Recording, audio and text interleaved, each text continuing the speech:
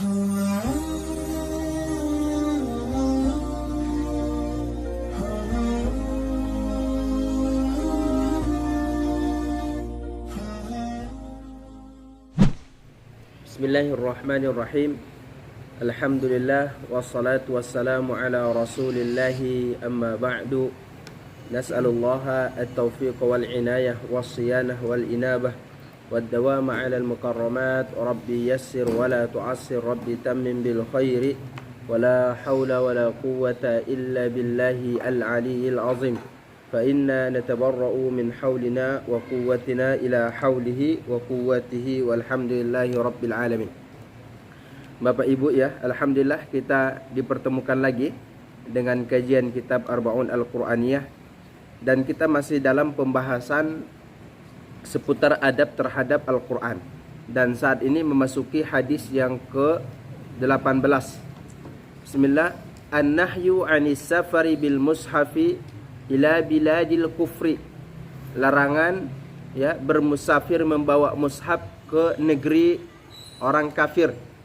Ya, larangan bermusafir membawa mushaf ke negeri orang kafir. Wal adu, dan musuh. Idza khifa wuqu'uhu fi aidihim. Apabila dikhawatirkan terjatuh kepada mereka atau terjatuh kepada tangan mereka. Nah, jadi ini adalah bab yang menjelaskan kita dilarang untuk membawa mushaf ya ke negeri musuh atau negeri lawan apabila dikhawatirkan mushaf itu diambil oleh mereka. Larangan di sini tidak sampai pada batas haram, tapi larangan di sini hanya pada tahap makruh. Coba nanti kita lihat. An Abdullah bin Umar, daripada Abdullah bin Umar qala naha Rasulullah sallallahu alaihi wasallam, Rasulullah sallallahu alaihi wasallam melarang ayyusafira bil Qur'ani ila ardil adu, ya, bermusafir membawa Al-Qur'an ila ardil adu, ke negeri musuh. Muttafaqun alaih. Wa fi riwayatin li Muslim an Nafi' ibn Umar qala Rasulullah sallallahu alaihi wasallam la tusafiru bil Qur'an, janganlah kalian musafir dengan Al-Qur'an, fa inni la amanu an yanalahu al-adu, sesungguhnya aku tidak dapat menjamin dia diambil oleh musuh. Nah, ini adalah bagian daripada adab kita terhadap Al-Quran. Nah, di mana letak larangan Nabi ini? Larangan Nabi ini adalah apabila tidak ada keamanan ya, atau tidak ada keyakinan bahwa mushaf itu akan diambil oleh musuh. Tapi seandainya negerinya adalah negeri yang aman, kita bawa ke sana mushaf, maka itu enggak jadi masalah. Apabila kita punya keyakinan kuat bahwa mushaf itu terjaga dan kemudian tidak akan diganggu, maka enggak jadi masalah membawa musafir mushaf. Tapi kalau kemudian kita yakin bahwa negeri itu akan menzolimi kita ya, atau kemudian menzolimi daripada Al-Quran, menghinakan daripada Al-Quran ya, maka dilarang untuk kemudian membawa Al-Quran untuk musafir ke negeri musuh. Nah, dalam bab ini ada beberapa hal yang kita perlu pahami. Ya, yang pertama adalah ada beberapa masail. Yang pertama, idza umina 'alal Qur'ani alla yumazzaq aw yurma fil ard. Ini. Apabila ada keamanan bahwa Quran itu tidak disobek-sobek atau tidak dilemparkan ya, atau kemudian tidak akan disentuh oleh orang kafir, maka jaza as-safaru bihi, maka diperbolehkan untuk bermusafir dengannya. Ya, apabila kira-kira enggak diambil dan disobek-sobek dan dihinakan, maka boleh bermusafir. Yang kedua, yahrumus safaru bil mushafi li biladil harbi wal adu. Diharamkan musafir dengan mushaf ke negeri ya yang dalam musuh dan juga dalam peperangan. Li'annahu 'urratun listila'il kuffar, karena itu dapat membawakan ya dikuasai oleh orang kafir. Wastihanatihim alaihi, dan bisa menyebabkan mereka akan menghinakan Al-Quran. Kalau tahap seperti ini haram ya. Pada tahap seperti ini haram apabila dalam kondisi daripada perang dan musuhnya betul menyatakan mereka memerangi daripada Islam dan menampakkan kebenciannya terhadap Islam, maka haram membawa daripada mushaf ke negeri musuh. Yang ketiga, yajuzu irsalul mushafi abral barid. Diperbolehkan ya mengirim mushaf lewat lewat Shopee misalnya, lewat pos atau lewat apapun ya, media-media yang dapat mengirimkan mushaf itu ke negeri-negeri yang ada perjanjian keamanannya, ya, yang ada kemudian kesepakatan keamanannya, itu nggak jadi masalah, ya. Tapi kalau kemudian negerinya bukan aman atau wilayahnya bukan aman, maka pengiriman mushaf semacam ini ya tidak diperbolehkan. Nah, itu adalah bagian daripada adab kita terhadap Al-Quran. Kemudian Ar-Rabi'ah, yang keempat, yajibu ihtiramul mushaf, wajib menghormati mushaf. Wa haitsu kutiba kalamullah ta'ala, sekira ditulis kalam Allah ta'ala, qala An-Nawawi rahimahullah, ajma'u ala wujubi siyanatil mushafi wa ihtiramihi. Imam Nawawi mengatakan para ulama sepakat wajib menjaga daripada mushaf dan menghormatinya. Nah, wajib. Falau alqahu syakhsun, seandainya ada seorang melemparkan mushaf ini fi qazuratin, pada kotoran, kafara, maka dia kufur karena telah menghinakan Al-Quran. Walakin law khafal muhdisu 'alal mushaf, namun kalau seorang yang sedang berhadas dia khawatir terhadap mushaf ini, takut kebakaran atau dia tenggelam atau kemudian terjatuh oleh najis, maka orang yang berhadas yang sedang tidak berwudu atau pokoknya dia lagi berhadas, maka diperbolehkan bagi dia untuk menyentuh mushaf untuk menyelamatkan daripada Al-Quran ini, ya, nggak jadi masalah. Atau kemudian dia sedang berhadas, dia khawatir mushaf ini diambil oleh orang kafir, maka segera diambil, nggak jadi masalah, ya. Menyelamatkan mushaf itu lebih utama. Yang kelima adalah tahrumu kitabatul mushaf bi ayyi najisin kan yaktuba bi baulin aw bidamin wa nahwihima, ya. Diharamkan menulis mushaf, ya, dengan najis, dengan apapun yang berbentuk najis. Diharamkan menulis mushaf dengan apapun yang berbentuk najis, seperti menulis mushaf dengan air kencing atau menulis mushaf dengan darah. Maka itu haram, ya. Bahkan itu diperbolehkan, dia diserahkan kepada hakim untuk seorang hakim itu memberikan hukuman apa yang yang diperuntukkan untuknya. Ya, ini bagian daripada adab terhadap mushaf. Ya, guru kami yaitu Syekh Abdullah Sirajuddin, ya, ulama besar di tanah Syam. Beliau itu, ini menarik ya. Beliau itu ketika ngajar dulu pakai kapur tulis, ya. Ketika ngajar pakai kapur tulis, ketika menulis mushaf di papan tulis, beliau itu adabnya luar biasa, ya. Kapur tulis ini, serpihan-serpihannya itu diambil oleh beliau karena baru menulis ayat, diambil oleh beliau, lalu kemudian dikubur oleh beliau. Karena beliau mengatakan bahwa ini adalah bekas-bekas penulisan mushaf. Kalau dia adalah bekas sebagai penulisan mushaf, nggak layak diinjak-injak oleh siapapun. Oleh karena itu diambil oleh beliau, lalu kemudian ditanam oleh beliau. Nah, ini bagian adab terhadap mushaf. Bahkan saya dengar ya dari guru kami Syekh Muhammad Darwis dari Syam juga, dan beliau berguru kepada Syekh Abdullah Sirajuddin. Saya dengar ketika berpindah penulisan itu dari kapur tulis ke spidol, beliau itu nggak langsung mau menggunakan spidol yang ditawarkan kepadanya. Beliau memastikan dulu, ini spidol ini mengandung alkohol atau tidak. Kalau mengandung alkohol, maka kemudian beliau nggak pakai. Dia buat sendiri spidol yang tidak mengandung alkohol untuk dirinya. Nah, ini kehati-hatian Syekh Abdullah Sirajuddin, ya, terhadap mushaf. Baik. Kemudian yang keenam, tukrahu kitabu kalamillahi ta'ala 'ala al-hitani wal jurran wa nahwiha, ya, li'annahu yatta. Nah, jadi begini, dimakruhkan menulis kitab Allah di tempat yang sekira-kira dapat diinjak-injak, ya. Itu dimakruhkan. Kalau kemudian di tempat yang dapat sekira diinjak-injak oleh siapapun dan dihinakan oleh siapapun, maka itu jangan, ya. Apalagi kemudian di tempat yang kemudian itu di bagian depan pintu, ya. Nah, itu jangan, bahkan itu bisa jadi haram, ya, kalau sudah seperti itu. Karena sengaja, ya, meletakkan Al-Quran itu atau ayat itu supaya diinjak-injak, haram kalau begitu. Nah, kemudian yang ketujuh, laisa minal adabi maddul qadamain amamal mushaf, ya. Bukanlah bagian daripada adab, ya, bukanlah bagian daripada adab menjulurkan kaki terhadap mushaf. Misalnya ada mushaf di sana, kita julurkan kaki kita berhadapan dengan mushaf itu. Itu bukan bagian daripada adab. Ya. Nam wa yahrumu liman yata'ammada zalik, dan haram bagi orang yang sengaja. Ya. Jadi orang yang tidak sengaja ma'fu, dimaafkan. Tapi kalau orang yang sengaja maka jatuhnya jadi haram. Nam wa yahrumu ramyuhu ilal ardi bila wad'in.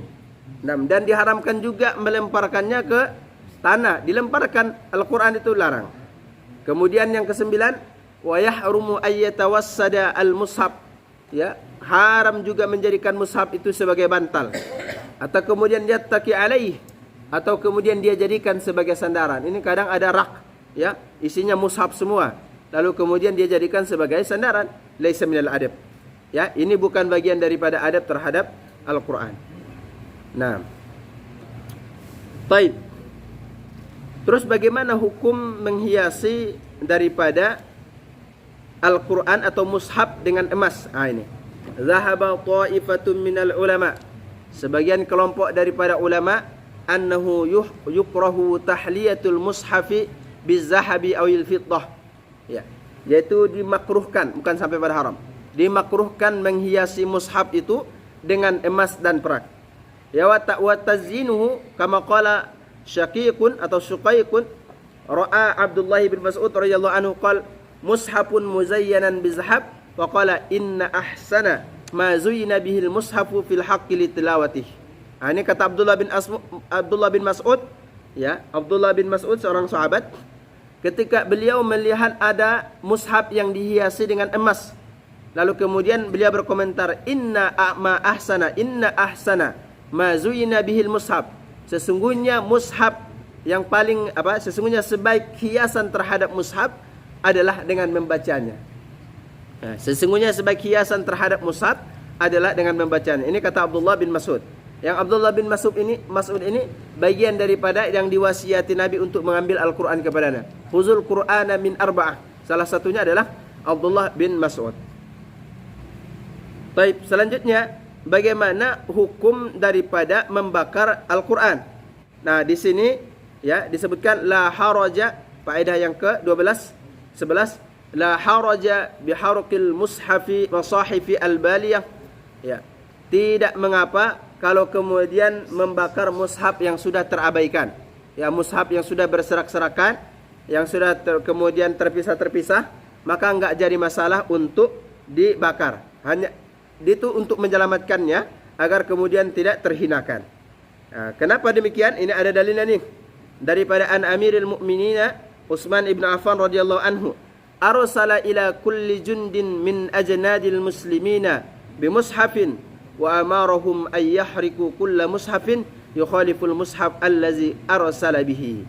Nah, Utsman bin Affan, ya kan, penyusunan Al-Qur'an itu dimulai dari Abu Bakar lalu kemudian oleh Utsman bin Affan. Ya, lalu kemudian Utsman bin Affan. Lalu oleh Utsman bin Affan ini setelah selesai penyusunan mushaf di zaman beliau, beliau menyuruh mushaf ini disebar luaskan ke berbagai wilayah dan memerintahkan mushaf-mushaf yang tadinya berbeda dengan mushafnya Utsman bin Affan ini untuk dibakar.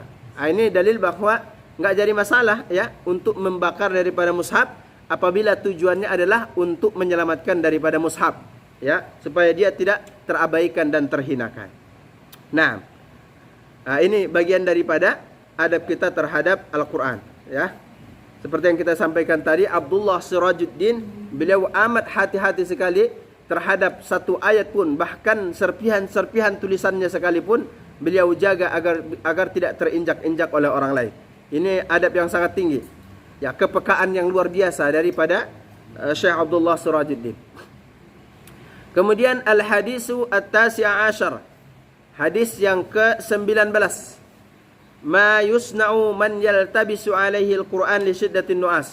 Apa yang hendak dilakukan seorang yang iltibas, ya, orang yang sudah samar baginya Al-Quran karena bersangatan ngantuk atau sangat ngantuk. Ya, kan ada orang kadang saking ngantuknya itu ngomong pun gitu, enggak jelas apa yang diomongin.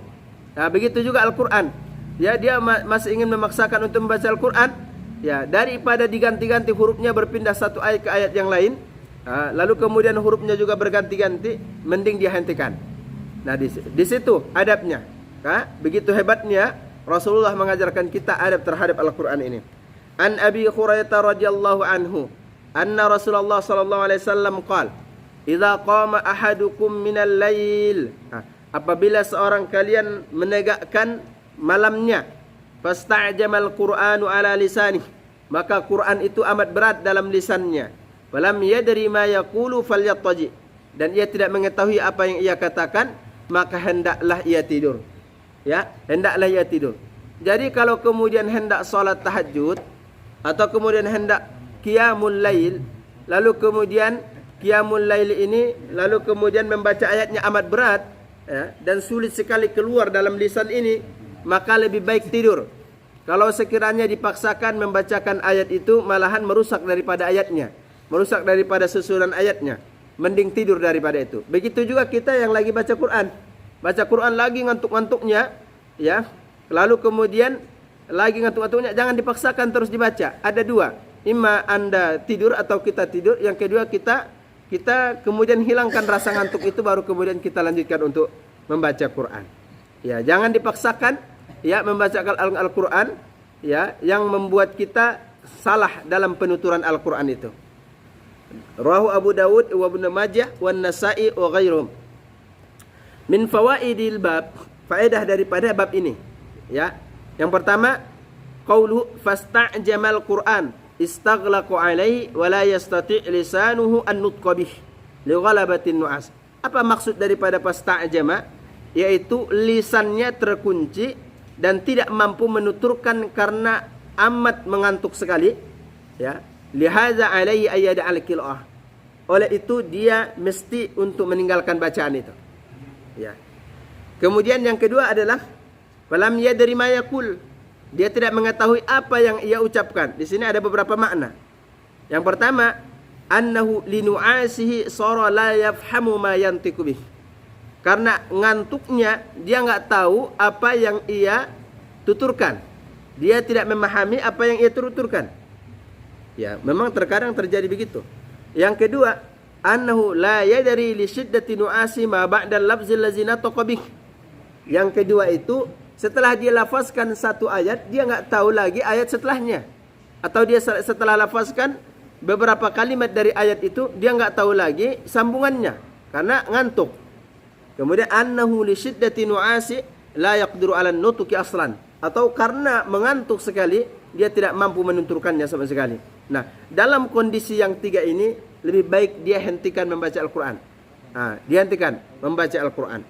Atau kalau dia lagi sholat, dia hentikan dulu sholatnya jika itu adalah sholat sunnah. Jika itu adalah sholat sunnah. Adapun sholat fardu, ya, kita nggak boleh keluar sembarangan daripada bermakmum kepada imam, dari imam. Kalau sholat fardu, ini mazhab Syafi'i. Tapi kalau kemudian mazhab sebagian ulama, ya, sebagian mazhab yang lain, ya nggak jadi masalah, nggak ada perbedaan antara sholat fardu dengan sholat sunnah. Ya, tapi kalau dalam mazhab Syafi'i nggak boleh seorang itu keluar, ya, daripada jamaah apabila dia sudah berjamaah sholat fardu. Nah, kemudian yang ketiga, faedah daripada ini adalah al-amru bil ittija'.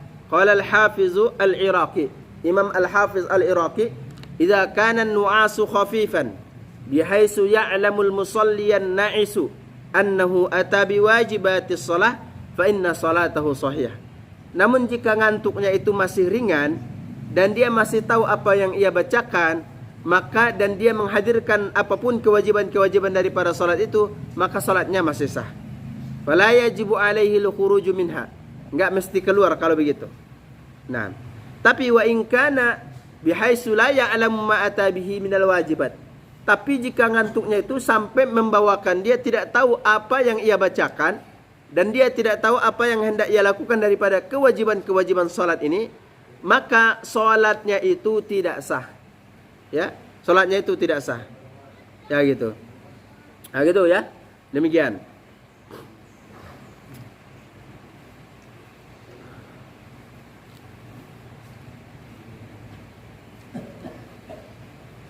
Nah, kemudian yang terakhir daripada faedah bab ini adalah wa mimma yu'maru bihi al-mutasaibu. Ini orang yang suka menguap waktu salat. atau orang yang suka menguap lagi baca Quran. Nah, wa mimma yu'maru bihi al-mutasaibu at-tali li kitabillah ayyumsika 'anil qira'ah. Jadi kalau lagi menguap, tahan dulu bacaannya.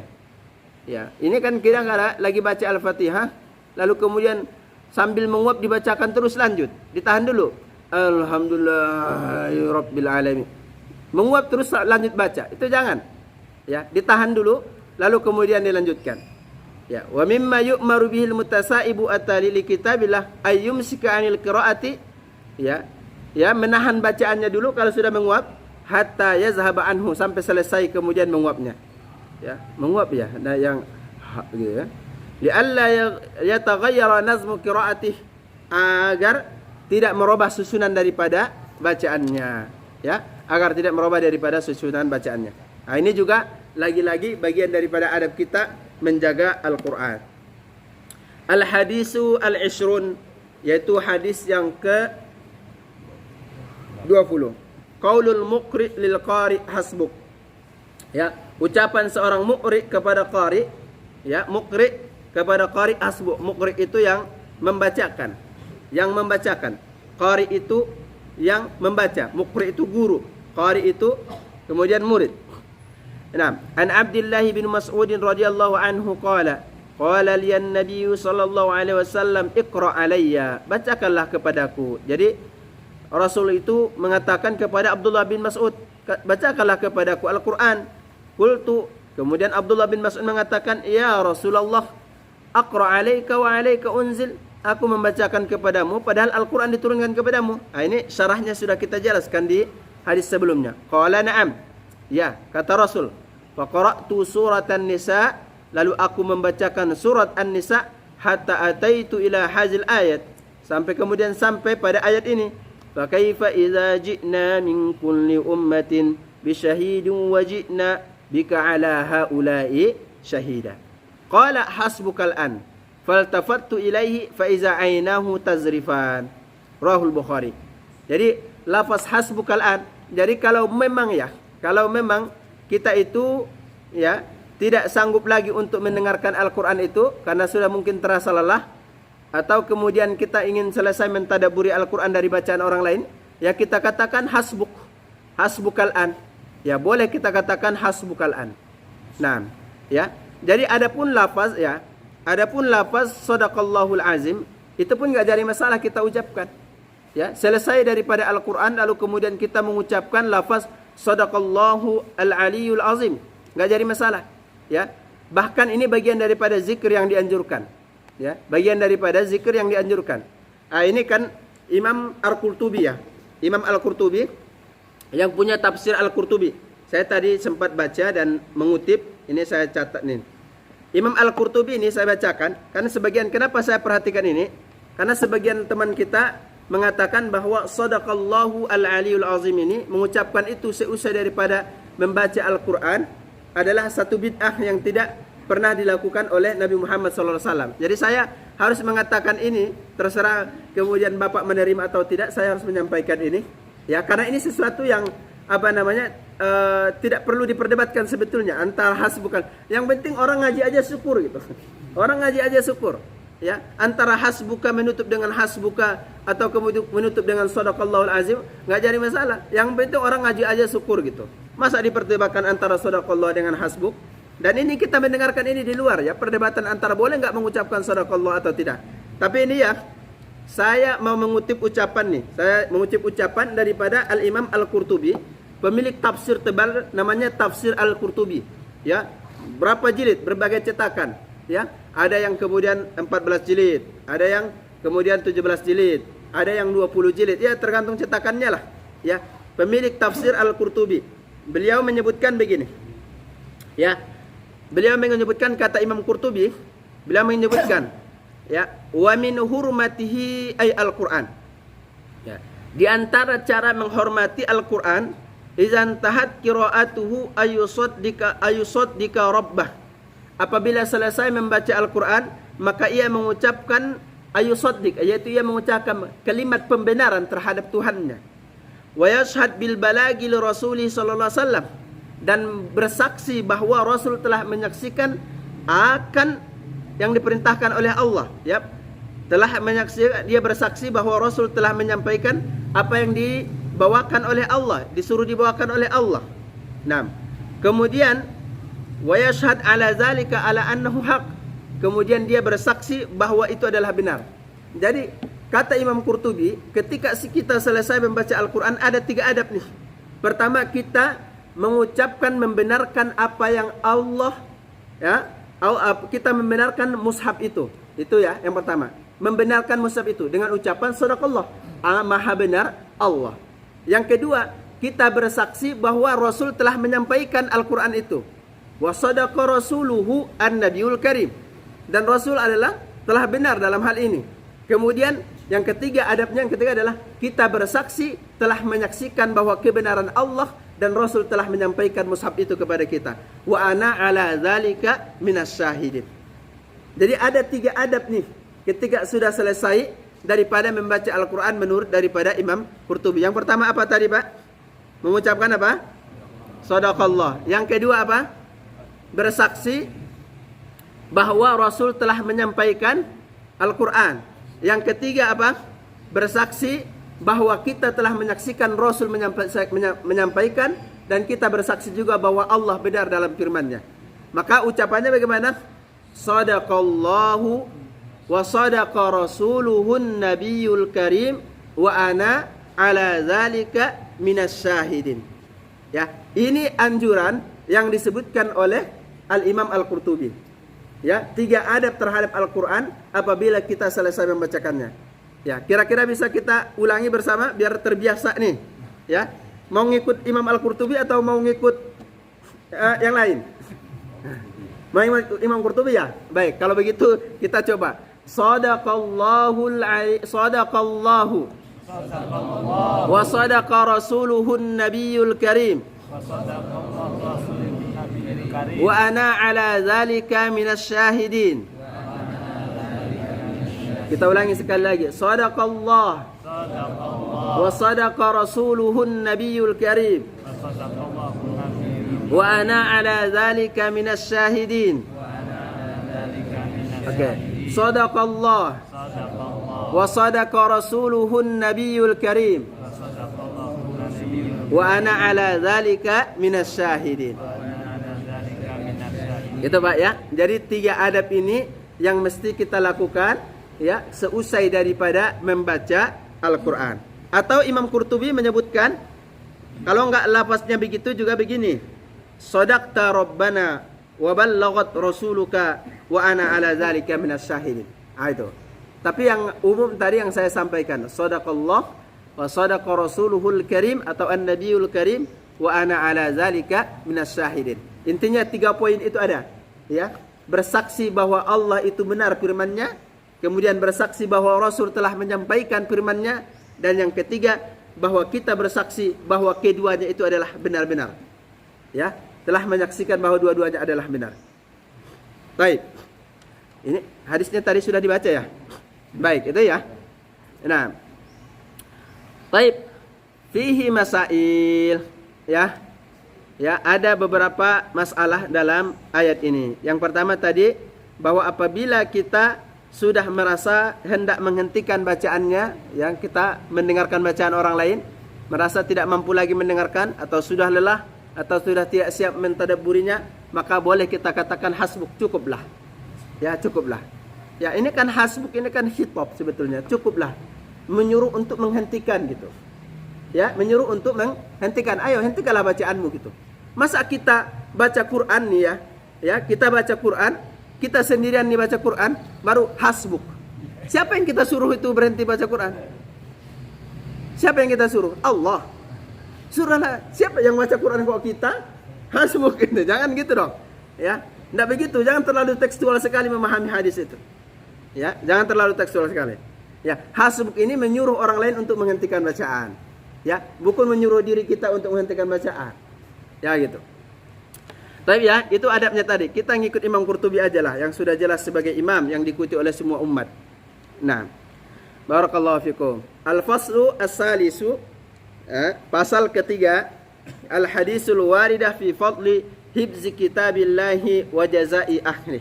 Ini tadi ya, sampai hadis yang 18 ini masih dalam adab, ya, daripada adab kita terhadap mushaf. Sekarang kita masuk, ya. Sebelumnya, ya, adab sebelumnya adalah keutamaan membaca Quran. Itu sudah kita jelaskan. Pada tahap kedua, yaitu adab terhadap mushaf. Ini sudah selesai. Ini pada tahap ketiga, pasal ketiga ini adalah keutamaan menghafal kitab Allah, ya. Keutamaan menghafal kitab Allah, wa jazai ahlihi, dan balasan terhadap, ya, para penghafal Al-Qur'an. Nah, kita lihat nih. Al-hadisul hadi wal ishrun. Hadis yang ke-21. Inna man ta'allama al-Qur'an wa 'allamahu kana min khairi hazil ummati wa afdaliha. Masyaallah, dahsyat. Sesungguhnya orang yang mempelajari Al-Qur'an dan juga mengajarkannya adalah sebaik-baik umat ini dan seafdal-afdalnya. Ya, sebaik-baik daripada umat ini dan seafdal-afdalnya. Jadi orang yang punya ilmu Al-Qur'an dan orang kemudian mengajarkan Al-Qur'an, maka ia mendapatkan, ya, titel atau mendapatkan titel terbaik dari Nabi, bahwa dia adalah sebaik-baik daripada umat ini. Ya, maka dalam sebuah hadis dikatakan khairu man yamshi ala wajhil ard. Ya, sebaik-baik yang berjalan di muka bumi, ya, sebaik-baik yang berjalan di muka bumi, al muta'allimuna wal muallimun, yaitu mereka yang belajar dan mereka yang mengajar. Ya, jadi kita itu, ya, kalau bisa apapun profesi kita, apapun kegiatan kita, tapi mengajar itu tetap dilakukan walaupun hanya sedikit yang bisa kita ajarkan. Nggak jadi masalah. Ya, sampaikan kebaikan itu walaupun hanya sedikit. Niatkan sebagai untuk mendapatkan keutamaan mengajar ini. Gitu. An Abi Abdurrahman As-Sulami an Utsman ibn Affan radhiyallahu anhu, anin Nabi sallallahu alaihi wasallam qala khairukum man ta'allama al-Qur'ana wa 'allamahu. Sebaik-baik kalian adalah orang yang mempelajari Al-Qur'an dan mengajarkannya. Rawahu Al-Bukhari. Wa fi riwayatin inda Al-Bukhari wa Tirmizi an Utsman ibn Affan radhiyallahu anhu qala qala an-nabiy sallallahu alaihi wasallam inna afdalakum man ta'allama al-Qur'ana wa 'allama. Sesungguhnya seabdal-abdal dari kalian adalah orang yang mempelajari Al-Qur'an dan juga mengajarkannya. Nah, ini adalah bagian daripada ikhtiar kita mempelajari Al-Qur'an. Ya, bagian daripada ikhtiar kita daripada mempelajari Al-Qur'an. Nah, gimana Ustaz? Cukup ya? Baik. Ini penjelasan ini nanti syarahnya akan kita lanjutkan insyaallah di pertemuan berikutnya. Hadis 21 di bagian syarahnya insyaallah. Nah.